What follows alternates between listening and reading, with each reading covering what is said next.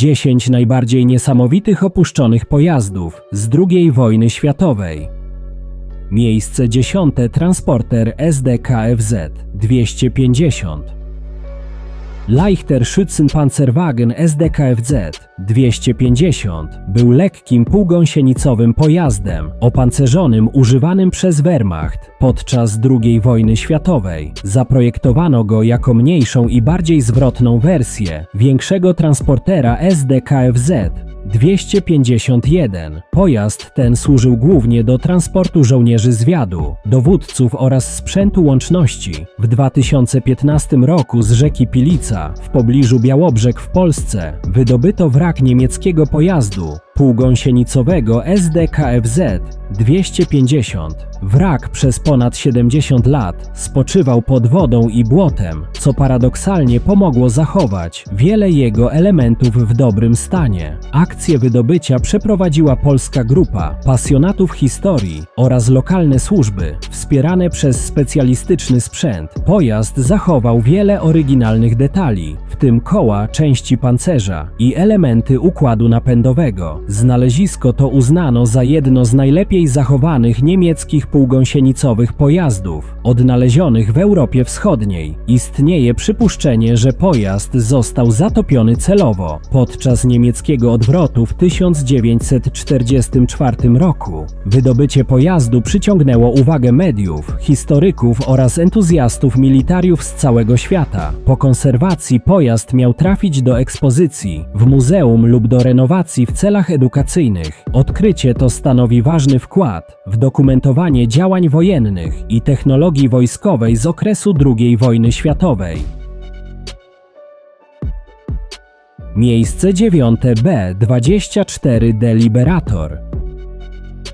B-24D Liberator to czterosilnikowy amerykański bombowiec dalekiego zasięgu, szeroko używany podczas II wojny światowej. Został zaprojektowany przez firmę Consolidated Aircraft i charakteryzował się dużym udźwigiem bomb oraz zasięgiem, przewyższając w tym względzie słynnego B-17 Flying Fortress. B-24D był jedną z pierwszych wersji produkcyjnych i brał udział w wielu kampaniach, od Europy po Pacyfik. Jeden z egzemplarzy tego modelu rozbił się na wyspie Atka w archipelagu Aleutów, na Alasce. W lipcu 1942 roku samolot musiał wykonać awaryjne lądowanie po uszkodzeniu w czasie misji przeciwko japońskim pozycjom na Wyspach Aleuckich. Cała załoga przeżyła wypadek, a wrak pozostał na miejscu, nietknięty przez działania wojenne i ludzi przez dekady. Dziś wrak B-24D Liberator na Atce stanowi jeden z najlepiej zachowanych przykładów tego typu bombowca po wojnie. Samolot leży w tundrze, częściowo zarośnięty, ale jego konstrukcja, silniki i wiele detali są nadal widoczne. Ze względu na swoje historyczne znaczenie i wyjątkowy stan zachowania, wrak został uznany za pomnik wojny i jest objęty ochroną. Znalezisko to przypomina o często zapomnianej kampanii aleuckiej, kiedy walki II wojny światowej dotarły nawet na odległe terytoria Alaski. Miejsce 8. Radzieckie czołgi na wyspie Szykotan. Wyspa Szykotan jest częścią Wysp Kurylskich, które w wyniku II wojny światowej zostały zajęte przez ZSRR, a później stały się przedmiotem sporów terytorialnych między Japonią a Rosją. W 1945 roku, po zakończeniu II wojny światowej, ZSRR rozpoczął okupację Wysp Kurylskich, w tym wyspy Szykotan, gdzie rozmieszczono liczne oddziały wojskowe. W ramach przygotowań do obrony tych terytoriów radzieckie wojska w 1945 roku umieściły na wyspie różne rodzaje sprzętu wojskowego, w tym czołgi. Czołgi, które znalazły się na Szykotan, to głównie T-34 i jego nowsze wersje, będące jednym z najbardziej znanych i skutecznych radzieckich czołgów II wojny światowej. Zastosowanie czołgów na wyspach miało na celu wzmocnienie obrony przed potencjalnym atakiem ze strony Japonii, która po wojnie była osłabiona, ale nadal utrzymywała roszczenia terytorialne. Czołgi były rozmieszczone w różnych częściach wyspy, często w ukrytych pozycjach. W późniejszych latach, szczególnie po upadku ZSRR, wiele z tych czołgów zostało porzuconych, a część pozostała na wyspie jako relikty militarnego dziedzictwa. Oprócz czołgów na Szykotan znajdowały się także inne pojazdy wojskowe, artyleria i umocnienia, które miały na celu zabezpieczenie wyspy. Współczesne badania i eksploracje wyspy, prowadzone przez historyków i pasjonatów, pozwoliły na odnalezienie niektórych z tych czołgów, które pozostały w bardzo dobrym stanie. Mimo upływu lat, czołgi na Szykotan są obecnie uznawane za interesujący element historii militarnej regionu oraz symbol zamrożonego konfliktu terytorialnego między Japonią a Rosją, który trwa do dziś. Miejsce 7. USS Independence. USS Independence był lekkim lotniskowcem marynarki wojennej USA, który służył podczas II wojny światowej na Pacyfiku. Po wojnie został użyty jako cel w testach nuklearnych na atolu Bikini w 1946 roku w ramach operacji Crossroads. Mimo eksplozji atomowych, okręt nie zatonął od razu. Wrócił na Hawaje, a potem do Kalifornii na badania skutków promieniowania. Z powodu silnego skażenia radioaktywnego USS Independence został ostatecznie zatopiony przez marynarkę USA w 1951 roku. Wrak spoczął na dnie oceanu około 50 km na południowy zachód od San Francisco, na głębokości około 800 metrów. Przez wiele lat jego dokładna lokalizacja była zapomniana lub utajniona. Dopiero w 2015 roku zespół badawczy NOAA, amerykańska agencja oceaniczna, odnalazł i zeskanował wrak przy pomocy sonaru. Obraz sonarowy ujawnił, że kadłub okrętu jest zaskakująco dobrze zachowany, a część struktury nadal stoi pionowo. Wrak nadal może zawierać ślady radioaktywności i pozostałości po samolotach testowanych w czasie prób nuklearnych. USS Independence stanowi dziś cenne świadectwo historii zimnej wojny, eksperymentów atomowych i rozwoju lotniskowców. Miejsce 6. Czołg Panther. Panzerkampfwagen 5 Panther, znany jako Pantera, był jednym z najnowocześniejszych niemieckich czołgów II wojny światowej. Charakteryzował się silnym pancerzem, potężnym działem kalibru 75 mm oraz dobrą mobilnością. Pantery brały udział w walkach na froncie wschodnim, w tym na ziemiach Polski, zwłaszcza w latach 1944 do 1945. Jego wraki są dziś wyjątkowo cenne dla historyków i kolekcjonerów. Do dziś odnaleziono kilkanaście wraków Panther w Europie, głównie w Polsce, Francji, Niemczech i na terenie byłego ZSRR. Wiele wraków znajduje się w zaskakująco dobrym stanie, mimo upływu ponad 70 lat, zwłaszcza te, które zostały zagrzebane w ziemi lub ukryte w lasach. Najwięcej Panther porzucano pod koniec wojny z powodu braku paliwa, uszkodzeń lub opuszczenia przez załogi podczas odwrotu. Część wraków została wydobyta i odrestaurowana. Na przykład jeden z egzemplarzy znajduje się dziś w muzeum w Saumur, Francja i jest w pełni sprawny. W Polsce szczególnie znane są znaleziska Panther z lasów na Lubelszczyźnie, Mazowszu i Podlasiu. We wrześniu 2023 roku w rzece Czarna Nida w rejonie Bieleckich Młynów w województwie świętokrzyskim odnaleziono wrak niemieckiego czołgu z czasów II wojny światowej. Odkrycia dokonali pasjonaci historii z Muzeum Zabytków Techniki Wojskowej w Warszawie i ekipy Panzer Farm. Pojazdem okazał się Berge Panther, czyli specjalna wersja czołgu Panthera, przystosowana do holowania i ewakuacji innych pojazdów. Wrak znajdował się pod warstwą mułu i był częściowo rozebrany lub uszkodzony, ale jego konstrukcja pozostała dobrze zachowana. Zrekonstruowane Panthery stanowią dziś jedne z głównych atrakcji muzeów wojskowości i są używane podczas rekonstrukcji historycznych. Wraki Panther to milczący świadkowie zaciętych bitew i brutalnej historii frontu wschodniego i zachodniego. Miejsce 5. Okręt podwodny I-400. I-400 był jednym z największych okrętów podwodnych zbudowanych podczas II wojny światowej, należącym do klasy Sentoku. Zbudowany przez cesarską marynarkę wojenną Japonii, miał zdolność przenoszenia 3 samolotów bombowych Aichi M6A1 Seiran. Jego głównym celem miało być atakowanie strategicznych celów, takich jak kanał panamski. Z zaskoczenia okręt miał ponad 120 metrów długości, co czyniło go największym okrętem podwodnym świata, aż do lat 60. XX wieku.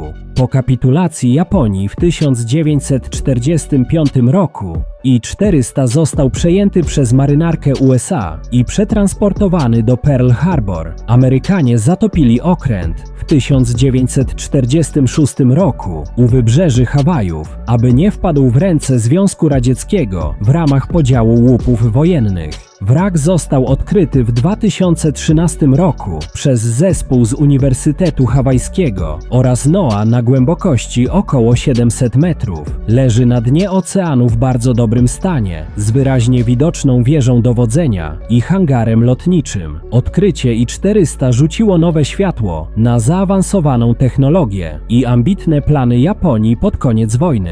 Wrak pozostaje pod ochroną jako grób wojenny i istotny relikt morskiej historii XX wieku. Miejsce czwarte. Pancernik Musashi.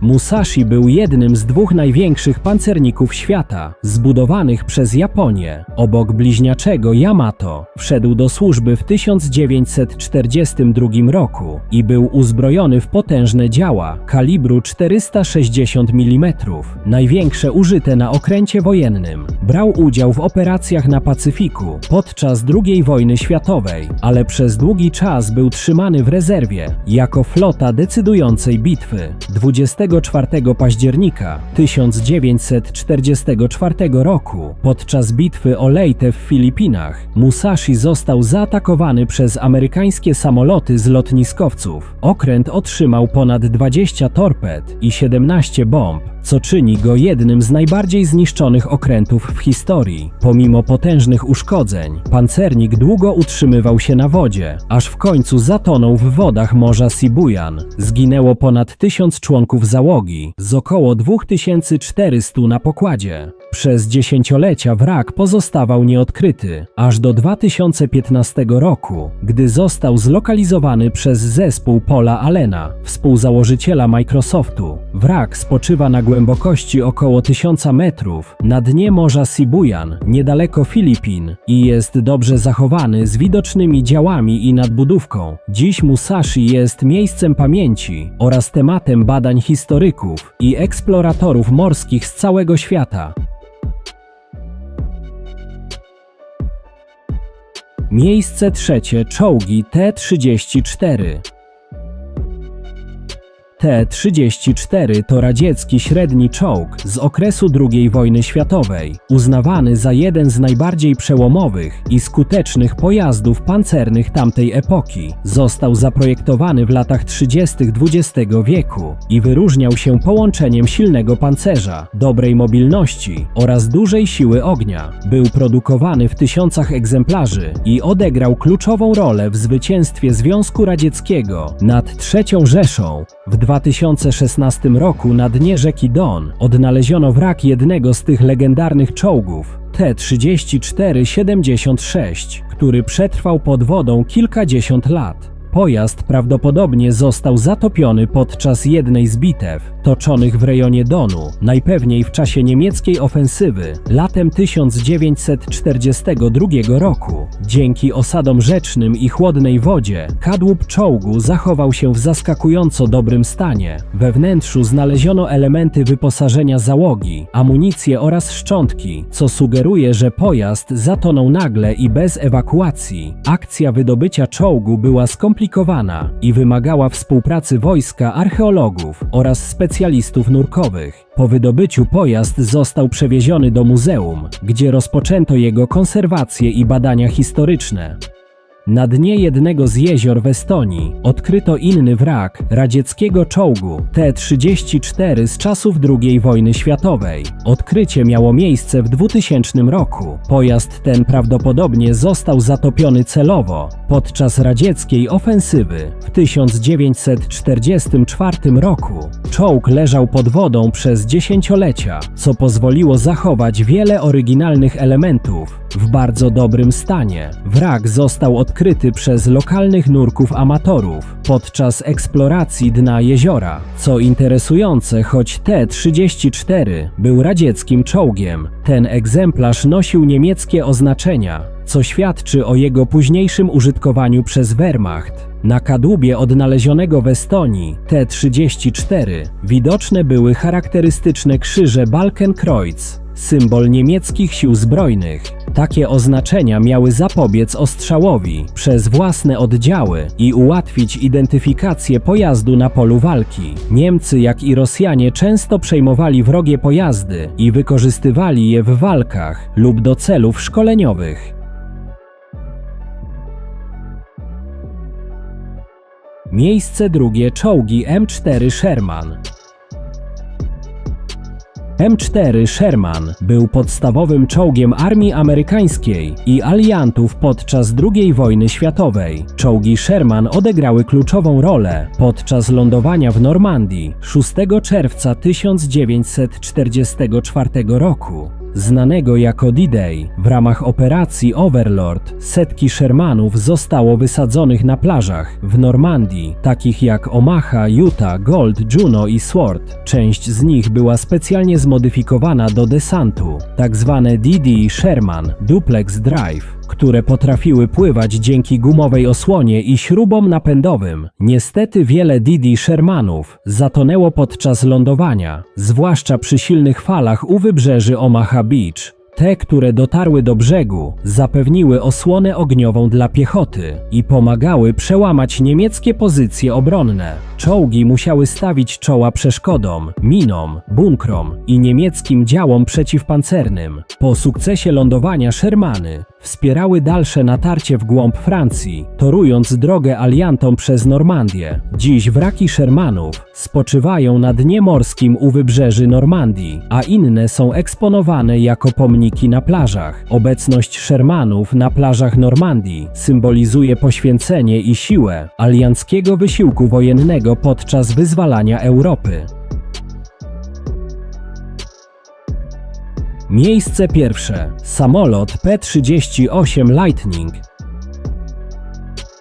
P-38 Lightning to amerykański myśliwiec z czasów II wojny światowej, charakterystyczny dzięki swojej unikalnej konstrukcji z podwójnym kadłubem. Był wykorzystywany przez US Air Force zarówno do walki powietrznej, jak i misji rozpoznawczych oraz eskortowych na dalekich dystansach. W lipcu 1942 roku kilka samolotów P-38 oraz bombowców B-17 zostało zmuszonych do awaryjnego lądowania na lodowcu w południowo-wschodniej Grenlandii. Powodem przymusowego lądowania były zła pogoda oraz brak paliwa po nieudanej próbie przelotu nad Atlantykiem do Wielkiej Brytanii. Samoloty te, należące do tzw.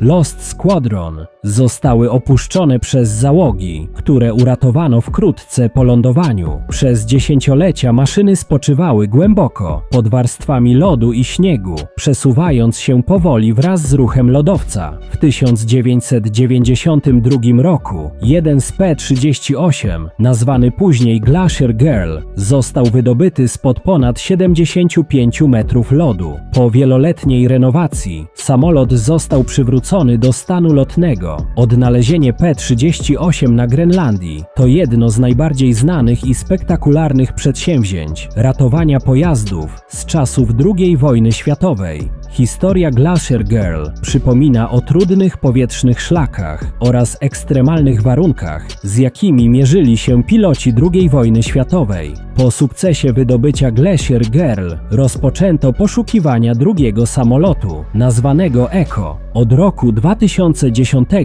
Zespół Arctic Hot Point Solutions wraz z partnerami stosował radar penetrujący lód, by odnaleźć kolejną maszynę ukrytą pod lodem. W lipcu 2018 roku radar wykrył obecność wraku około 100 metrów pod powierzchnią lodu, potwierdzając obecność samolotu z grupy P-38. Udało się także zidentyfikować, że to samolot pilotowany przez porucznika Roberta Wilsona, czyli P-38 Echo. Zespół planował misję odzyskania w 2019 roku, używając technologii termicznej do wytworzenia tunelu w lodzie, ale z powodu warunków pogodowych misja została przesunięta i jak dotąd nieznana. Wciąż pod lodem Grenlandii znajdują się jeszcze 4 nieodkryte P-38 oraz 2 bombowce B-17 z tej samej eskadry. P-38 Lightning z charakterystycznym podwójnym kadłubem, twin boom i centralną gondolą pilota miał wpływ na design niektórych maszyn w Star Wars, szczególnie myśliwca Naboo N-1 Starfighter z Mrocznego Widma. Dźwięk silników myśliwca P-38 Lightning z II wojny światowej posłużył jako jedna z inspiracji dla charakterystycznego ryku silników TIE Fighterów w Star Wars. Jeśli film Ci się spodobał, zostaw łapkę w górę i zasubskrybuj kanał.